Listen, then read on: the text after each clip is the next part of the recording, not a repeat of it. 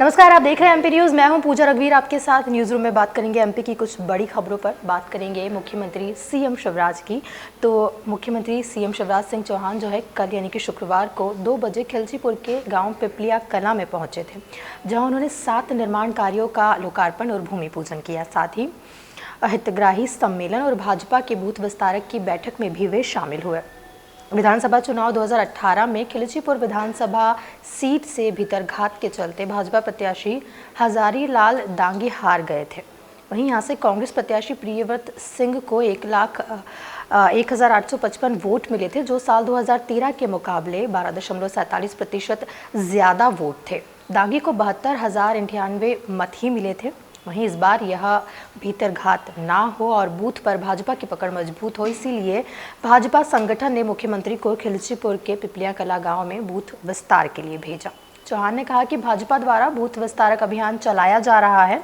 इसी के तहत पिपलिया कला बूथ पर मुझे पार्टी ने विस्तारक का काम सौंपा है।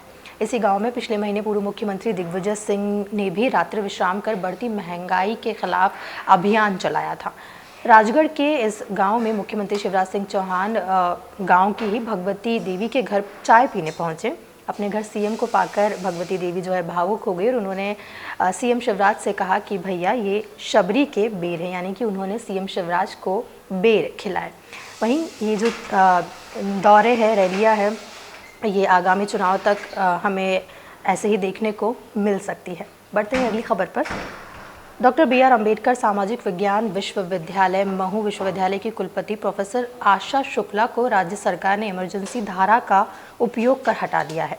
इस संबंध में उच्च शिक्षा मंत्रालय ने शुक्रवार शाम नोटिफिकेशन जारी कर दिया है। उनकी जगह राज्यपाल मंगूभाई पटेल ने होलकर साइंस कॉलेज के प्रोफेसर डॉक्टर डी.के. शर्मा को नियुक्त करने के आदेश जारी कर दिए हैं। इससे पहले प्रोफेसर आशा शुक्ला ने राजभवन इस्तीफा भेजा था। यह इस्तीफा तो मंजूर नहीं हुआ, वहीं राज्य सरकार ने उन्हें हटा दिया है। प्रोफेसर शुक्ला पर आर्थिक अनियमितताओं के आरोप सिद्ध हुए हैं। इसके बाद डॉक्टर बी.आर. अम्बेडकर सामाजिक विज्ञान विश्वविद्यालय अधिनियम 2015 की धारा 44 लागू की गई है। उच्च शिक्षा विभाग के ACS शैलेंद्र सिंह द्वारा जारी अधिसूचना के अनुसार महू विश्वविद्यालय के कार्यकलापों में कुप्रबंधन पाया गया है। वहीं विश्वविद्यालय में जो स्थिति बनी है उसमें विश्वविद्यालय का संचालन जो है इसके हितों को संरक्षित करते हुए नहीं किया जा सकता। इसीलिए विश्वविद्यालय की बागडोर कुलपति प्रोफेसर शुक्ला को हटाकर शासन अपने हाथ में ली है। अब यहाँ राज्य शासन द्वारा जो पैनल राज्यपाल को भेजा है उसी में से किसी एक को कार्यवाहक कुलपति नियुक्त किया जाएगा। बता दें, राज्य शासन ने प्रोफेसर शुक्ला के कार्यकाल की इंदौर संभागायुक्त पवन शर्मा से जांच कराई। इनकी जांच रिपोर्ट में आर्थिक अनियमितताओं की पुष्टि हुई है। इनमें विश्वविद्यालय में कार्य परिषद की मंजूरी के बिना 11 अध्ययनशालाएं खोलने में अनियमितताएं पाई गई हैं। इसके अलावा पंचायत राज प्रशिक्षण के दौरान नियमों से हटकर पैसा खर्च किया गया है। इसमें जांच अधिकारी को सभी दस्तावेज ही उपलब्ध नहीं कराए गए हैं। ऐसे लोगों को प्रशिक्षण कार्यक्रम में बुलाया जो योग्य ही नहीं थे। अतिथि विद्वानों और कंसल्टेंट की नियुक्ति में भी गड़बड़ी पाई गई है। इस रिपोर्ट के आधार पर ये कार्रवाई की गई है और प्रोफेसर आशा शुक्ला को जो है उनके पद से हटा दिया गया है। बढ़ते हैं अगली खबर पर। भोपाल में छुट्टी के दिनों में भी रजिस्ट्रार ऑफिस खुलेंगे। 29 और 30 जनवरी को राजधानी के दोनों रजिस्ट्रार ऑफिस में लोग रजिस्ट्री करवा सकेंगे। 31 मार्च 2022 तक यही व्यवस्था रहेगी। हर शनिवार और रविवार को ऑफिस खोले जाएंगे। इन दिनों भोपाल में रोजाना एवरेज 350 रजिस्ट्री की खरीद फरोख्त हो रही है। चूँकि अप्रैल में नई गाइडलाइन लागू हो जाएगी, इसके लिए फरवरी और मार्च में हर दिन बड़ी संख्या में प्रॉपर्टी के सौदे होंगे और उनकी रजिस्ट्री कराई जाएगी। ऐसी ही स्थिति प्रदेश के सभी जिलों में बनेगी। इसलिए सरकार ने रजिस्ट्रार ऑफिसों को छुट्टी वाले दिनों में भी खोलने का बड़ा फैसला लिया है। पढ़ते हैं अगली खबर पर। भिंड में नाव पलटने से कुछ लोगों को 2 बच्चे जो है वो लापता है। एक बड़ा हादसा भिंड में हुआ है। भिंड के नया गांव थाना क्षेत्र में भागवत कथा का भंडारे में शामिल होकर लौट रहे गांव के 14 लोग जो हैं नाव पलटने से नदी में डूब गए थे। इनमें से 12 लोगों को बचा लिया गया है, लेकिन 2 बच्चे अभी भी लापता हैं। घटना की वजह यह है कि फूटी नाव में 14 लोग सवार थे। जब नाव नदी के बीच धार में पहुंची तो नाव में पानी भर गया। यह देख नाव में सवार सभी खड़े हुए और नाव पलट गई। यह घटना शुक्रवार शाम की है। घटना के बाद पुलिस और प्रशासनिक अफसरों ने रात 12 बजे तक रेस्क्यू चलाया, फिर भी पता जो है इसके बाद शनिवार सुबह 7 बजे से रेस्क्यू टीम फिर भी नदी में बच्चों को तलाशती रही। घटना की सूचना मिलते ही भिंड अनुविभाग और लाहार अनुविभाग के अफसर मौके पर पहुंच गए थे। पड़ताल के दौरान एक लाइव वीडियो भी सामने आया है जिसमें पूरी घटना को आसानी से देखा जा रहा है। घटना होते ही नदी के दोनों किनारों पर खड़े लोगों में चीख पुकार मच गई और गाँव के तैराक जो है बचाव के लिए नदी में उतर गए हैं। वहीं जो 12 लोग हैं वो तो सुरक्षित है, लेकिन 2 बच्चे जो है वो अभी भी लापता है। बढ़ते हैं अगली खबर पर। रतलाम में ओमिक्रॉन के नए वेरिएंट से संक्रमित मरीज मिले हैं। जीनोम सीक्वेंसिंग के लिए दिल्ली भेजे गए 9 सैंपल में से 5 सैंपल में ओमिक्रॉन वेरिएंट BA.1 मिला है।